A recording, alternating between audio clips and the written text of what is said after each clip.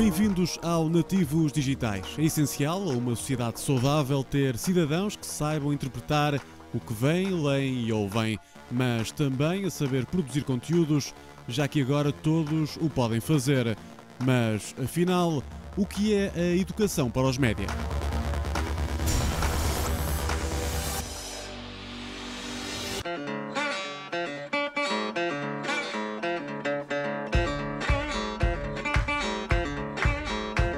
Educar para os média, um novo desafio para a escola, para as entidades governamentais, para os pais e para os próprios média, que hoje nos rodeiam 24 horas por dia, 365 dias por ano. Há 20 anos ia-se buscar à imprensa escrita, à televisão, à rádio, ia-se buscar aos livros, às enciclopédias, e a credibilidade das fontes estava mais ou menos assegurada. Hoje en día eso no es así. Y donde lo que se pretende en suma es transformar una sociedad donde la ciudadanía sea más inteligente, más participativa, donde realmente la democracia no se quede exclusivamente en hacer un acto de votación. É fundamental para o exercício da cidadania e eu diria que é também fundamental para as pessoas não serem ludibriadas, nomeadamente nos ambientes digitais, onde é fácil, digamos assim, um certo analfabetismo redundar em prejuízo, inclusive para a carteira. Os média não são só a imprensa, são todos aqueles que lidam com o mundo da comunicação, e aqui temos desde a comunicação por via da televisão, como temos o cinema, temos todas as artes que comunicam connosco, mesmo que não seja por uma forma oral. Há aqui uma dimensão de comunicação que é importante. Atente nestes dois jornais. O facto da notícia é o mesmo, mas o ângulo de abordagem em cada um deles é diferente. E nesta pesquisa no Google fazemos uma pergunta e obtemos milhares de respostas diferentes. Em qual acreditar? Não é nenhum problema haver diferenças. O problema é não compreender que há essas diferenças e mais. E achar que o que se mostra na televisão, por exemplo, que é dos casos mais paradigmáticos, o que se mostra na televisão é a verdade. É preciso pensar, pôr-se no lugar do receptor, não é? Do utilizador da informação. Para dar um exemplo, nesta semana em que estamos a falar, falava-se da coligação negativa. Eu pergunto quantos portugueses é que perceberão o que é que quer dizer coligação negativa. E, no entanto, era a questão central para perceber, digamos assim, o desfecho da crise política que se viveu em Portugal, não é? Hoje a questão é saber preparar para usar melhor, portanto, porque quem usa melhor também se protege mais facilmente e também se protege melhor dos riscos. Houve há uns anos atrás uma telenovela que era o Pantanal. Havia também, e há, um documentário sobre o Pantanal. A mensagem da telenovela era lindíssima, eu fiquei com uma ânsia de ir ao Pantanal, só de ver aquelas imagens, mas por outro lado não mostrava as questões negativas que havia, de todas aquelas lutas naquela região, que eram mostradas, e da extinção de espécies e tal, que eram mostradas no documentário. Portanto, um professor a dar qualquer disciplina pode estar a fazer educação para os média se não utilizar só um recurso mediático, mas utilizar vários, e os alunos na altura dialogarem e discutirem, afinal de contas, porque é que estamos a ver aqui duas coisas tão diferentes. Educar para os média também é ensinar a produzir conteúdos e a entender o que se passa nos bastidores. Eu, quando estou a utilizar um documentário do National Geographic sobre uma determinada matéria curricular, se eu tomo apenas como um documento de ilustração dessa matéria, eu não chego a interrogar a natureza construída do documentário. Ora, um documentário, por exemplo, sobre os passarinhos da Amazónia, para conseguirmos 15 minutos de imagens espetaculares e de uma história espetacular, não é? Foi preciso uma parafernália de equipamentos, de gente que esteve ali, de tempo e de corte e costura de imagens para conferir depois sentido a uma narrativa. Ora, esse lado de interrogar o próprio produto mediático normalmente não é incorporado, digamos, quando a gente pega num documentário. As instâncias internacionais têm estado atentas à evolução do papel dos média na vida de todos nós, mas há uma pergunta frequente: quem deve educar? E a resposta é todos. Não é preciso que os média funcionem como escola, nada disso. A escola é que tem que funcionar desenvolvendo determinadas competências aos alunos. E, portanto, um mau programa pode ser um ótimo recurso pedagógico. Esperamos, de alguma forma, que os média nos recompensem.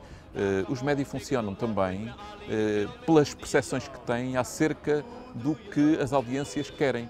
Ora, se houver audiências mais exigentes e esclarecidas, eu creio que isso vai também induzir ofertas diferentes y más exigentes da parte dos medios de comunicación.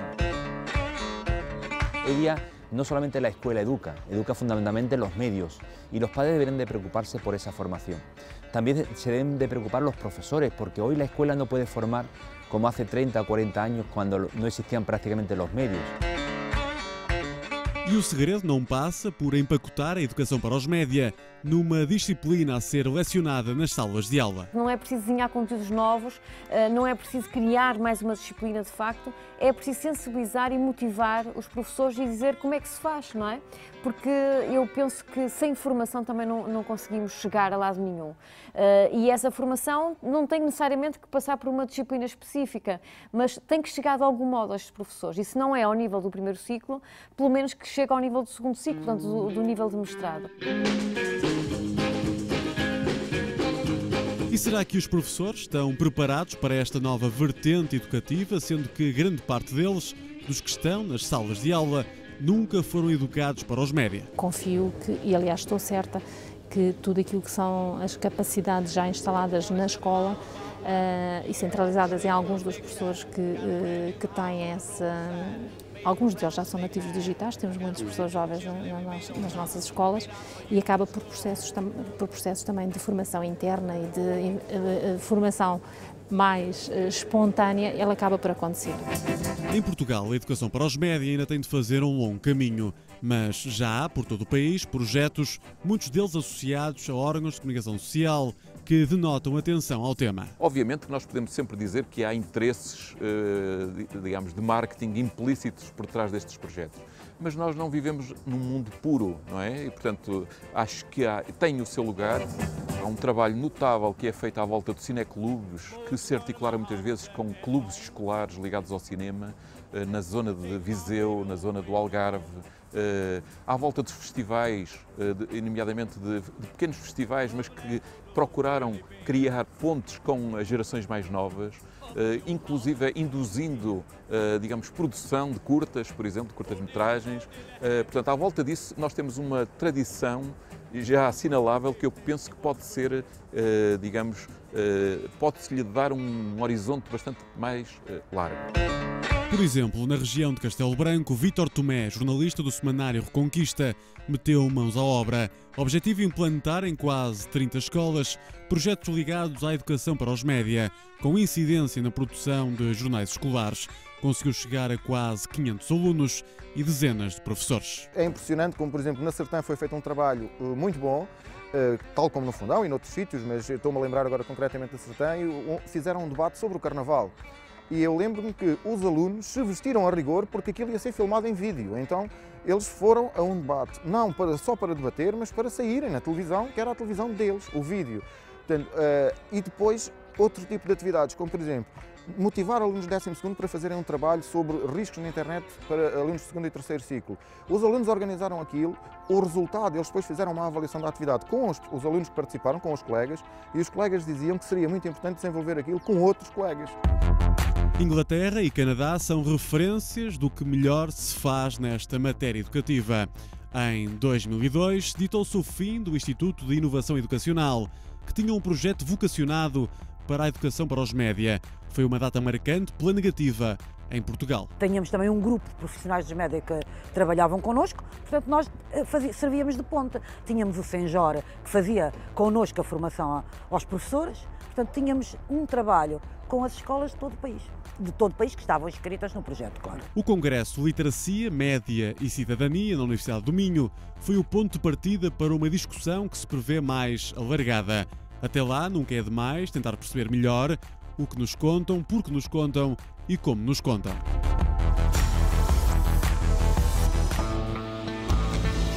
O provedor de um órgão de comunicação social é uma figura recente e rara em Portugal. A iniciativa de instituir o cargo de provedor parte do próprio órgão, a exceção é nos canais de rádio e televisão públicos, em que a existência do cargo está fixada na lei. Apesar de um provedor ser escolhido e pago pelo órgão de comunicação social, é independente da direção, é como que um juiz. Recebe as reclamações dos leitores, telespectadores ou ouvintes, confronta os profissionais visados, vê se foram cumpridas as boas práticas, definidas, por exemplo, em códigos deontológicos ou livros de estilo, e profere recomendações públicas sem valor vinculativo. O objetivo final de um provedor é melhorar a qualidade do serviço prestado, abrindo um canal de comunicação entre os produtores de conteúdos e os destinatários.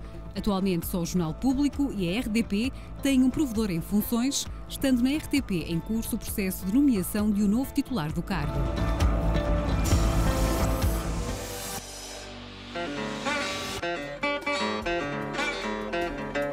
Nos últimos 5 anos, Paquete de Oliveira foi o provedor do telespectador na RTP. A figura do provedor foi criada em Assembleia da República numa iniciativa legal entre 2005 e 2006. Mas, afinal, o que faz um provedor? Os espanhóis, que são sempre muito mais, digamos, fervilhantes nas suas coisas, empregam a designação que dão ao provedor é el defensor del público, o defensor do público. Eu não me armei muito de coraça em defensor do público, fui mais para o estilo dos provedores franceses, que é um mediador, de facto, entre quem vê e quem faz.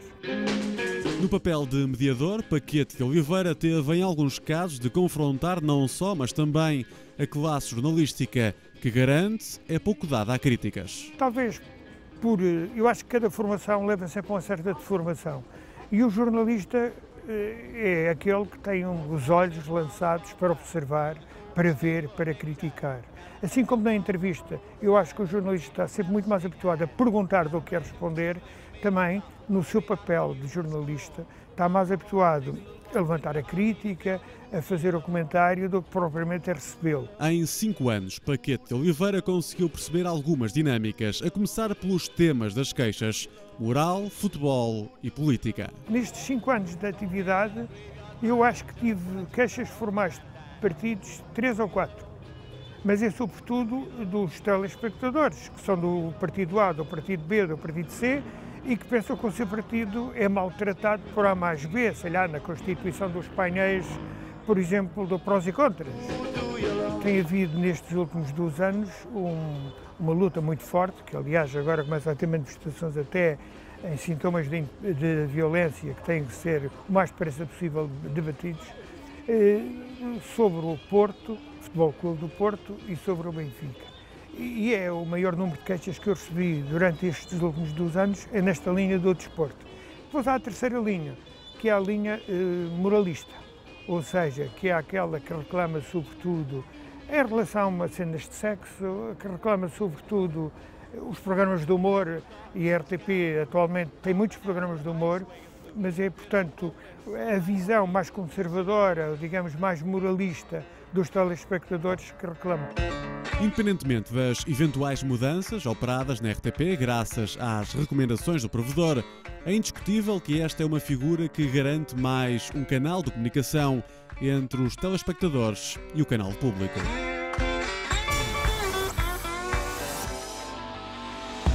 Usar os posts e informação que circula nos médias sociais para fazer notícias é o objetivo do Storyfy, um novo site que permite criar textos jornalísticos online com base em pesquisas feitas em plataformas de partilha. Com um interface intuitivo e fácil de utilizar, o Storyfy pretende dar um uso mais jornalístico a blogs e microblogs que de outra forma acabariam esquecidos na imensidão de conteúdos da rede. Uma das questões com que os utilizadores da internet se debatem é justamente a seleção. Por exemplo, que feeds seguir no serviço de microblogging do Twitter. A revista Time fez uma seleção dos 140 mais influentes tweetadores do mundo. Em destaque, um português, José Afonso Furtado, com posts relacionados sobretudo com a área editorial. A revista americana chama-lhe o Borges do Twitter, uma referência ao escritor sul-americano que também foi bibliotecário. É tudo por hoje. Pode manter-se ligado ao Nativos Digitais em rtp.pt. faroldeideias.com e em facebook.com/nativosdigitais. Até para a semana.